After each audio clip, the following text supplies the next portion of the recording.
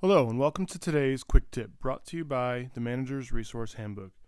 You can visit us on the web at www.managersresourcehandbook.com for all sorts of free tips and advice from actual managers at Fortune 500 companies. Today we're talking about employee engagement and 7 ways to boost morale. So what is employee engagement? Well, employee engagement is effectively the overall happiness and satisfaction and morale of your team, your people, your organization. So what creates an engaging work environment? First off, employees must feel valued and important, right? They must feel that they have some sort of contribution to what's happening in the organization or business. Secondly, the work that they're doing must be interesting and stimulating. Thirdly, employees must be in an environment where they can learn and grow at will. They must be able to pursue their career interests and feel that they have opportunity for advancement. An engaging work environment is one in which people feel they are part of something good, that there is a overall purpose and what they're doing has some sort of, good feeling when they go home. They must feel like they've accomplished something that day. And lastly, an engaging work environment is one in which employees are able to balance both their paid jobs with their jobs at home. So the first tip is to simply bring in breakfast. I do this once a month when I have my department meetings. I'll bring in some pastries and coffee. I let my team talk for a few minutes and socialize while I get the slides up on the screen and getting ready for the standard agenda. It's a great way to bring in a simple treat for the team. It's inexpensive. I usually spend less than $100 for about 30 people. And it's a great way to, kick off the meeting with a great, on a great note. I usually do them on a Friday morning so people are already in a good mood. The second tip is similarly with food, a spontaneous lunch. Oftentimes when I'm walking out to get something to eat, I'll go up to a random employee and ask if they want to go grab a bite. It's a great way for you to get away from your computer and get away from your email and all that, to spend some time with your employees and focus on them.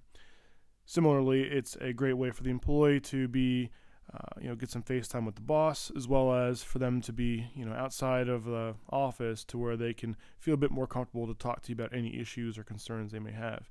So again, very inexpensive, and it's a great way to, give your employee a few minutes of your time so that they feel special and feel good, feel that you're investing your time and energy into them.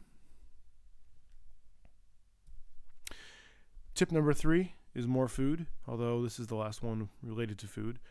A team dinner. Once or twice a year, I'll take my entire organization out for dinner.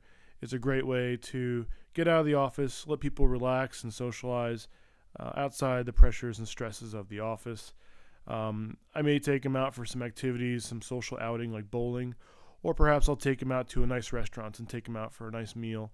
I usually let them bring their spouses if they choose.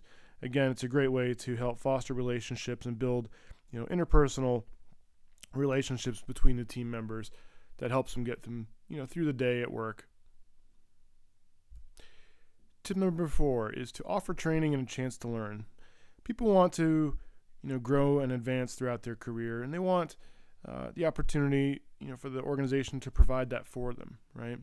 So simply saying a person can take training is one thing, but more importantly, this comes down to budgeting. I happen to budget about $2,000 to $3,000 per person per year. I make sure that's included in my budget so that, if an employee does have interest in taking a class, I can simply say, sure, go do it. If it requires travel, if there's a registration fee, I've got the funds in my budget to be able to pay for that. You don't want to be in a position where an employee comes to you and says, hey, I'd really like to take this course, and you have to say, sorry, we have no money. That's really not a good position for you to be in. So by positioning yourself to be able to offer training and a chance to learn, it's a great way to make the employee feel that you value them and that you have their career interests in mind. Tip number 5, public acknowledgement.